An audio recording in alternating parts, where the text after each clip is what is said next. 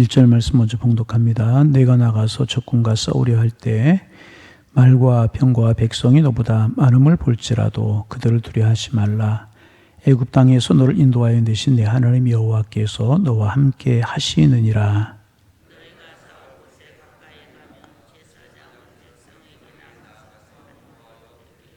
말하여 이르기를 이스라엘아 들으라.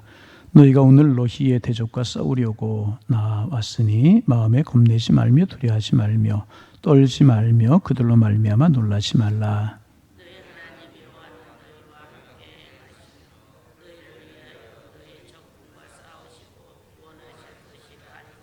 책임자들은 백성에게 말하여 이르기를 새 집을 건축하고 낙성식을 행하지 못한 자가 있느냐. 그런 집으로 돌아갈지니 전사하면 타인이 낙성식을 행할까 하노라.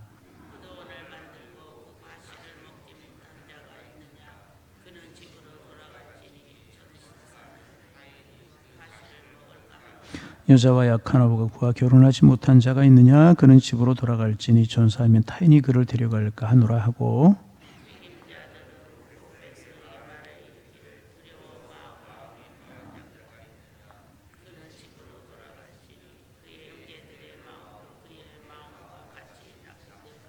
함께 보십니다. 백성에게 이르기를 마치 후에 군대의 지휘관들을 세워 무리를 거느리게 할지니라. 아멘. 매 장을 시작할 때마다 제가 이제 반복하는 말씀이 있습니다.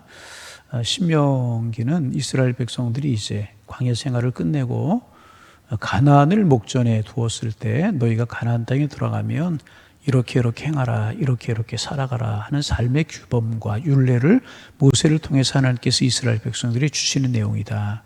이제 그렇게 항상 매장을 시작할 때마다 이제 말씀을 이제 드립니다. 이제 이스라엘 백성들이 가나안 땅에 들어가면 원든지 원치 않든지 전쟁을 하게 이제 될 것이라는 것입니다. 여러분, 전쟁은 이제 무섭고 두려운 것이죠. 왜냐하면 전쟁은 사람이 죽기 때문에 이제 그래요. 내가 상대방을 죽이지 않으면 내가 죽기 때문에 전쟁은 무서운 것입니다. 전쟁에서 이기면 자유를 지키는 것이지만 전쟁에서 지면 자유를 지키지 못하고 나라와 모든 재산을 다 빼앗기게 이제 되는 것입니다. 그래서 가능한 한 전쟁이 일어나지 말아야 합니다. 그러나 이제 살다 보면 전쟁이 일어나지 않을 수가 없지 않습니까? 그리고 전쟁이 일어나면 반드시 이겨야 되는 거예요.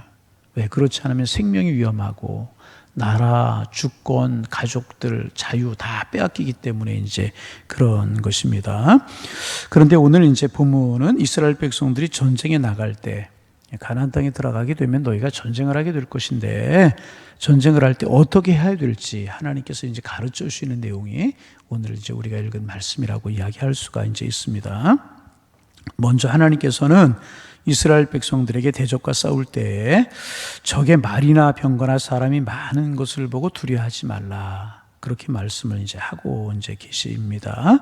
우리 1절 말씀 읽어볼까요? 읽어봅니다. 내가 나가서 적군과 싸우려 할 때에 말과 병거와 백성이 너보다 많음을 볼지라도 그들을 두려워하지 말라. 그러면 왜 두려워하지 말라고 하셨는가? 그 다음에 애굽 땅에서 너를 인도하여 내신 내 하나님 여호와께서 너와 함께 하시느니라. 여러분, 전쟁을 하면서 안 두려워하는 사람이 어디에 있겠습니까? 두렵지 않은 사람이 어디에 있겠습니까? 그런데 두려워하지 말라고 말씀하십니다. 왜냐하면 이스라엘 백성들에게는 전능하신 하나님이 함께 하시기 때문에. 그런데 여러분, 가만히 생각해 보세요. 사실 이것은 이스라엘 백성들이 쉬운 문제가 아니었고 굉장히 어렵고 힘들고 두려운 문제였었습니다. 일단 전쟁이라고 이제 하는 것이 전쟁이라고 하는 것은 무기나 군사력이 강한 나라가 이기게 되어 이제 있지 않습니까?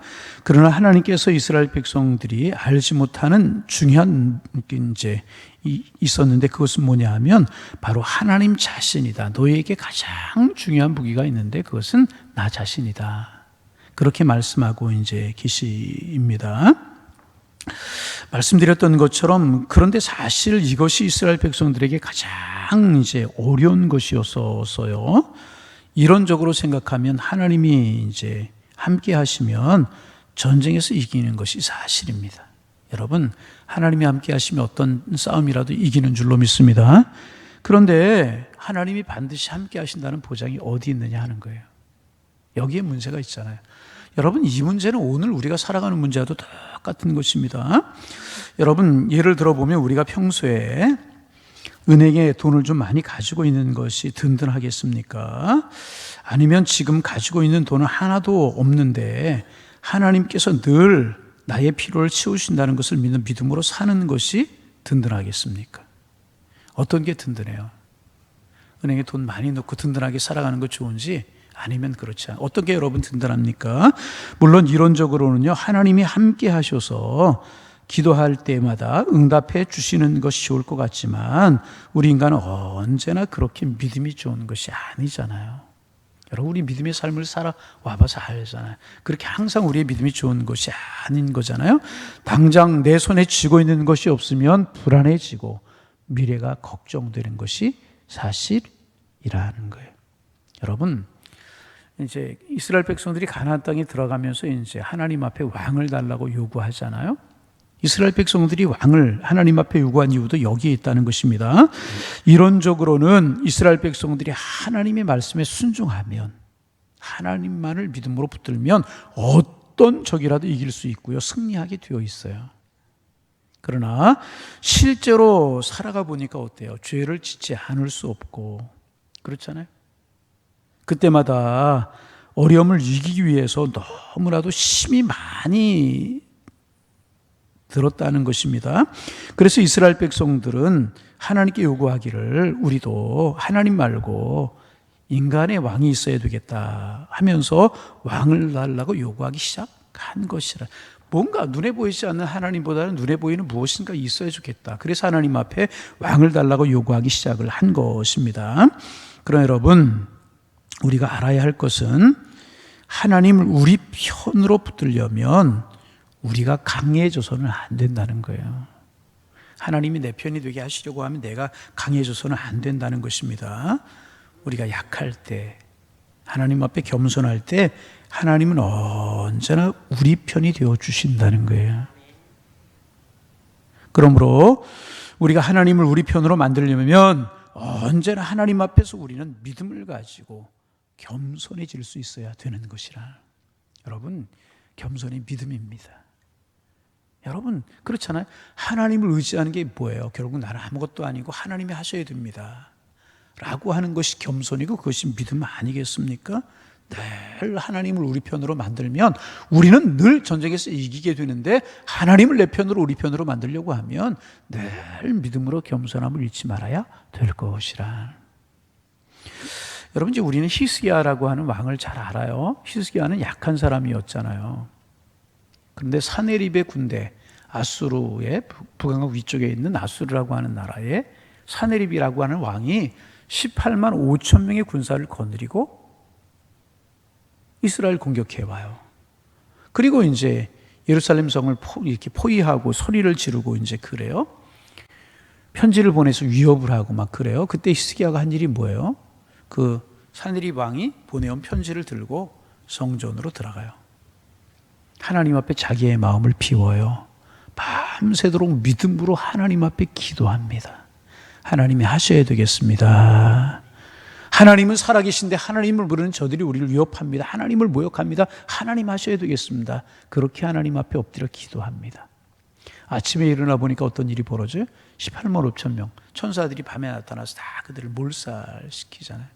히스기야는 약했어요. 그러나 겸손했어요. 그러나 믿음을 가졌어요. 그럴 때 하나님이 하셨다는 거예요. 겸손함을 잃지 않고 믿음으로 살아가면 하나님이 함께 하신다는 거예요. 두 번째, 이스라엘 백성들은 전쟁을 하기 전에 언제나 제사장이 하나님의 말씀을 선포하게 그렇게 이제 하셨습니다. 병사들이 전쟁을 하기 전에 걱정을 합니다. 내가 전쟁에서 죽으면 어떻게 할까? 부모나 아내나 자식을 다시 보지 못하면 어떻게 할까? 이제 두려워하는 마음이 이제 있습니다. 이때 제사장들이 백성에게 하나님이 함께 하시니까 두려워하지 말라고 이제 위로하고 이제 격려 이제 합니다. 그리고 백성들이 하나님이 함께 하신다는 믿음을 가지고 나가면 마치 하나님께서 옆에서 그들을 지키시며 싸우시는 것 같은 결과가 일어나게 이제 되는 것입니다. 고비마다 살 길이 생기게 되게 되는 것이라는 거예요. 그래서 이제 제사장들로 하여금 하나님의 말씀을 선포하게 이제 하셨습니다. 여러분, 그런데 우리가 이제 예수님을 믿으면서 하나님께서 정말 나의 아버지가 되시고 예수님이 정말 나의 주가 되신다는 것을 믿지 못할 때가 여러분 얼마나 많아요. 우리 솔직한 고백이 그렇잖아요. 예수님 믿고 하나님 믿으면서 나의 아버지가 되시고 주가 되신다는 것을 믿으면서 믿지 못할 때가 얼마나 많이 있느냐 하는 것입니다. 그 이유가 무엇입니까? 하나님께서 우리의 진로에 대해서 모든 것을, 우리의 앞길에 대해서, 우리의 전 상황에 대해서 모든 것을 설명해 주지 않기 때문에 그렇습니다. 어떨 때는 주님께서 우리를 메마른 사막길로 인도하시기도 하시고, 어떤 때는 정말 아슬아슬한 어떤 그 사망의 절벽을 지나가게 하시기도 할 때가 있습니다. 우리 모두는 이 세상에서 편하게 잘 사는 것을 이제 원하지, 역경이나 어려움을 원하지 않습니다. 그러나 세월이 지난 후에 하나님께서 나의 인생길에 꼭 필요한 길로 인도하시고 모든 불필요한 것들을 다 잘라버렸다는 것을 지나고 난 다음에 깨닫게 이제 되게 되는 것입니다. 그래서 여러분, 이 세상에서 믿음으로 살아가는 것은 뭐냐 하면 영적인 전쟁을 치르는 것과 같은 것이라. 그리고 우리는 결코 이 세상에서 큰 소리를 칠 수 있는 강한 사람이 아닌 것입니다. 그러나 우리가 언제나 주님 앞에 약한 사람으로, 겸손한 사람으로 남아있을 때 하나님께서 내 편이 되어 주신다는 거예요. 그러나 스스로 강한 자가 되면 스스로 내가 나를 책임져야 될 것이라는 거예요. 그래서 하나님께서는 전쟁터에 나갈 때 제사장들로 하여금 하나님의 말씀을 선포하고 하나님 앞에 겸손함을 가지고 하나님만을 의지하도록 그들을 독려하게 하셨다는 거예요. 그러게 여러분, 영적인 전쟁터와 같은 삶을 살아가고 믿음을 가지고 살아가지만 우리의 삶에 녹록지 않은 일들이 있을 때 우리가 붙들어야 될 것들, 기억해야 될 것들 무엇인가? 하나님의 말씀이라는 거예요. 그런데 믿음을 가지고 겸손하면 하나님의 말씀이 내게 들려오는데, 그렇지 않으면 하나님의 말씀이 내게 들려오지 않는다는 거예요. 여러분, 믿음으로 하나님 의지하고 하나님 그때마다 들려주시는 말씀을 의지할 수 있기를 바랍니다. 선지자들로, 제사장들로 하여금 말씀을 낭독하게 하셨어요. 그래서 우리가 구체적인 경우를 우리가 사울에게서 볼 수 있잖아요. 사울이 적군과 싸워야 되는데 사무엘이 와서 제사를 지내고 하나님의 말씀을 선포해야 되는데 사무엘이 오는 것은 늦어지잖아요. 그때 자기가 제사를 지내고 전쟁터에 나가게 되잖아요. 교만한 마음이 들잖아요. 그것이 사울이 무너지게 되는 결정적인 계기가 되지 않습니까? 교만한 마음이 그에게 생겼다는 거죠. 여러분, 그래서 우리 모든 것은 혈과 육에 속한 것이 아니라 영적인 것이라는 거예요. 낮은 마음으로 믿음 가지고 하나님 바라보고 하나님의 말씀에 귀 기울이는 우리가 되기를 소망합니다. 그러면 하나님이 싸워 주시는 거예요. 이것은 이스라엘 백성들, 가나안 땅에 들어간 이스라엘 백성들만이 아니라 오늘 우리에게도 똑같이 적용이 되는 그런 말씀이라는 것입니다. 그리고 세 번째, 하나님께서는 이스라엘 백성들이 전쟁을 할 때 하나님이 우리와 함께 하신다는 믿음으로 이제 반복되는 이야기지만 나가라고 말씀을 이제 하셨습니다. 그래서 구체적으로 어떻게 하라고 하셨는가? 하나님이 나와 함께 하신다는 믿음이 없는 사람, 그래서 이제 두려워서 떠는 사람들은 싸우지 말고 집으로 돌아가라고 말씀을 이제 하셨습니다. 이제 전쟁을 하려고 사람들이 모였어요. 그런데 그 중에 마음에 걱정거리가 있고, 오늘은 이제 구체적으로 말씀하시죠. 포도원을 만들었고 포도원의 과실을 따지 못한 사람들, 또 뭐 집을 이제 새로 지었는데 들어가지 못한 그런 사람들, 또 약혼했는데 결혼하지 못, 이런 사람들은 마음이 염려와 걸림돌, 걱정거리가 있는 사람들 아니겠습니까? 그리고 이제 두려워서 이제 그런 무서워하는 그런 사람들 집으로 돌아가라. 그렇게 이제 말씀을 하고 이제 계셔요. 그런데 여러분 가만히 생각해 보세요. 지금 전쟁터에 나왔어요. 전쟁터에 나와 있는 사람 중에서 걱정거리가 없고 두려움이 없는 사람이 어디에 있겠습니까? 그렇잖아요. 모두가 두려움이 있고 집안 생각하면, 가족 생각하면, 내 진로 생각하면 다 걱정거리고, 이 전쟁터에서 어떻게 되면 어떡하나, 불안함이 있을 수밖에 없다는 것입니다. 걱정과 염려가 없는 사람이 누가 있겠습니까? 그러나 그럼에도 불구하고 그런 사람들은 모두 집으로 돌아가게 이제 하셨어요. 이게 가능한 일인가? 가능한 일이 아니잖아요. 그러나 그렇게 하게 하셨다는 것입니다. 왜냐하면 지금 이스라엘이 치르는 전쟁은 사람의 숫자가 많고 적음에 달려있는 것이 아니었기 때문에 그렇다는 거예요. 이스라엘의 전쟁들은 철저하게 영적인 전쟁이었기 때문에 사람의 손에, 군사들의 많고 적음에 달려있는 것이 아니었다는 것입니다. 중요한 것은 한 사람 한 사람이 하나님께서 함께 하시는 믿음을 가지고, 그 한 사람 한 사람이 그 믿음을 가지고 싸우는 것이 중요하기 때문이었다는 거예요. 그러면 한 사람 한 사람이 믿음을 가지고 하나님이 함께 하신다는 그 믿음을 가지고 싸우면 한 사람 한 사람이 100명을 이길 수 있고 1000명을 이길 수 있게 되는 것이라. 그래서 여러분, 믿음으로 불안함을 이기라는 것입니다. 모든 것을 하나님 앞에 맡기라는 거예요. 여러분, 이제 북한이 세계적으로 보면 적은 나라잖아요. 그런데 어떻게 보면 이제 최강이라고 하는 미국의 군사력이 굉장하다고 그래요. 뭐 사실인지는 모르겠지만 정보 그런 것을 분석해 보면 미국이라고 하는 나라는 한꺼번에 뭐 5나라, 6나라하고도 전쟁을 할 수 있는 그런 군사력을 갖췄다고 그래요. 그러니까 초강대국이죠, 지금. 그런데 어떻게 생각하면 미국이 북한에게 끌려가는 것처럼 외교적으로 그럴 때가 있잖아요. 왜 그래요? 북한이 뭘 가지고 있어서 그래?